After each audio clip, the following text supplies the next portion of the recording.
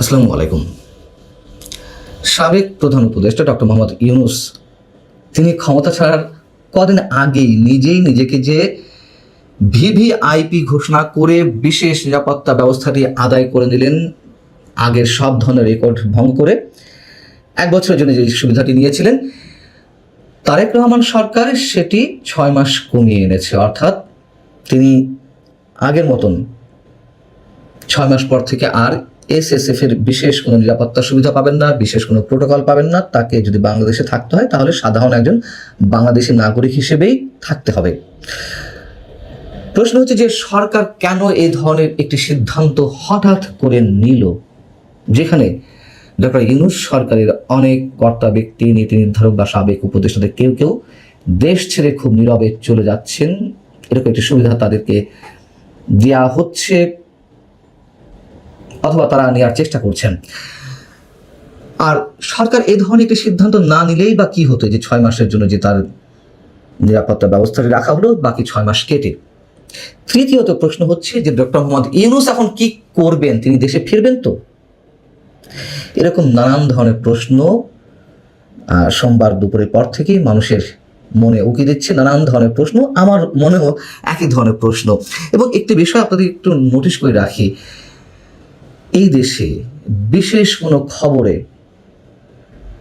এত বিপুল সংখ্যক মানুষ একই সাথে একই খবরে সামাজিক যোগাযোগ মাধ্যমে এমন উচ্ছ্বাস প্রকাশ করেন, তার নজির খুব কমই আছে।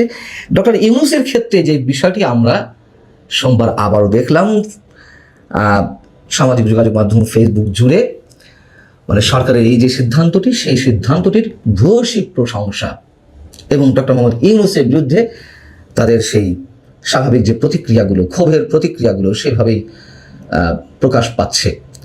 এখন প্রশ্ন হচ্ছে যে কেন তার এই সুবিধা 6 মাস কমিয়ে আনা হলো? যদিও সরকারের পক্ষ থেকে এখনো পর্যন্ত সুনির্দিষ্ট কোনো ব্যাখ্যা দেওয়া হয়নি যে কেন তার এই সুবিধাটি কমিয়ে আনা হলো, তার কোনো প্রয়োজনও নেই, আমরা জানতেও চাই না, যেটি বাস্তবতা। কিন্তু তারপরেও মানুষের মনে তো প্রশ্নগুলো উকি মারে।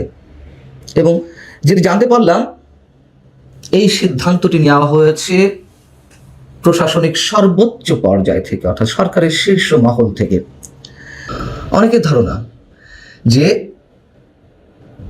2025-এর মধ্য জুনে লন্ডনে আমাদের আজকের প্রধানমন্ত্রী, তৎকালীন বিএনপির senior vice chairman Tarique Rahman সাহেবের সঙ্গে ডক্টর ইউনূসের যে বৈঠকটি অনুষ্ঠিত হয়েছিল, সেই বৈঠককে কোনো এক বিশেষ চুক্তি হয়ে থাকতে পারে, যার কারণে তারেক রহমান মেনে নিতে বাধ্য হয়েছিলেন ডিসেম্বর থেকে 2026-এর ফেব্রুয়ারির নির্বাচনের তারিখটি বা সময়টি।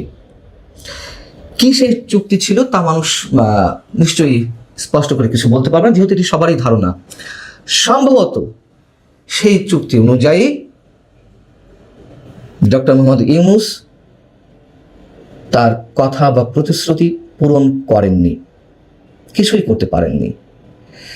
দ্বিতীয়ত, ডক্টর ইউনূসকে কেন্দ্র করে ডিপ স্টেটের খেলা যে চলছে নতুন করে, তাকে কেন্দ্র করে এই সরকারকে আবারও একটি বিশেষ শক্তি যে অস্থিতিশীল করার একটা পায়তারা শুরু করেছে মাত্র 2 মাস যেতে না যেতেই,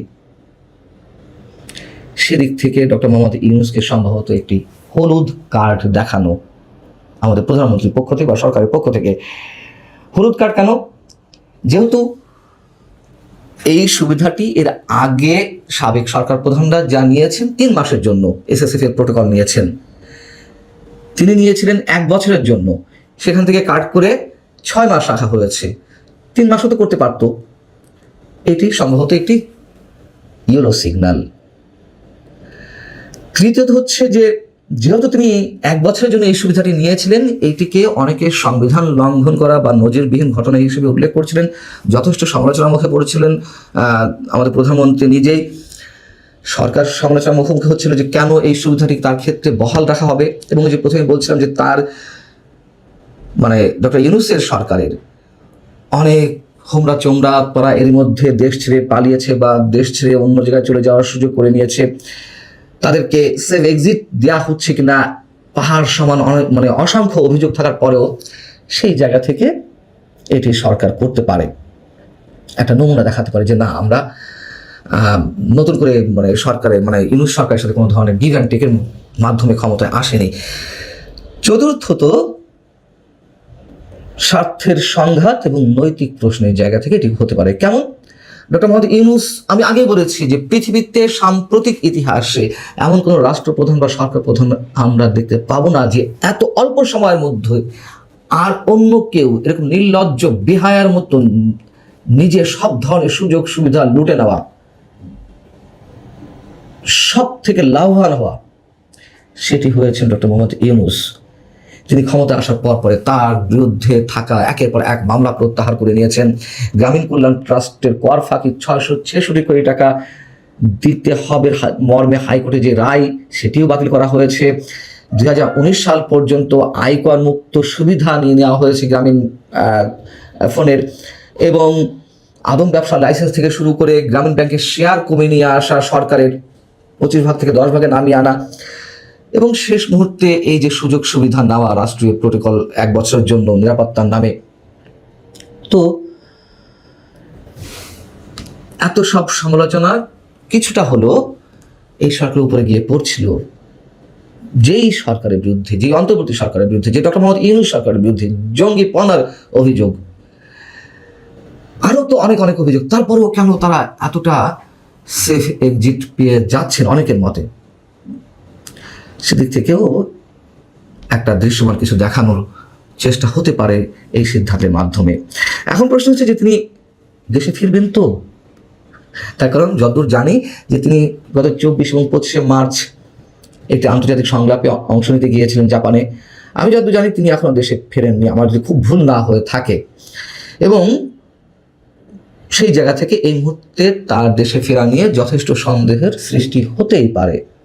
তার মানে 3 মাস প্রায় হয়ে গেছে, আগামী 3 মাস তিনি রাষ্ট্রীয় সুযোগ সুবিধা পাবেন, বিশেষ নিরাপত্তার জায়গা থেকে SSF এর প্রোটোকল পাবেন। 10 আগস্ট তার এই মেয়াদ শেষ হবে নতুন সিদ্ধান্ত অনুযায়ী সরকারের।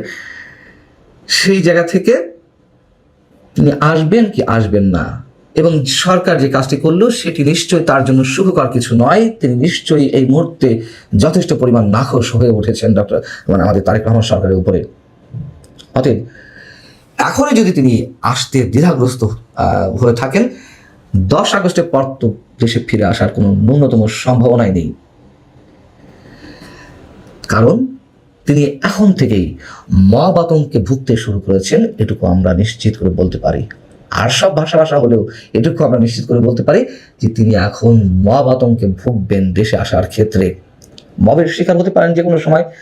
দেশকে যে তিনি চরম এক অন্ধকারে ডুবিয়ে দিয়ে গেছেন, সব ধরনের সুযোগ সুবিধা নিজে লুট করে মানুষের ভাগ্য, মানুষের নিয়তি, মানুষের ভবিষ্যৎ সব তিনি পেছনের দিকে নিয়ে গেছেন।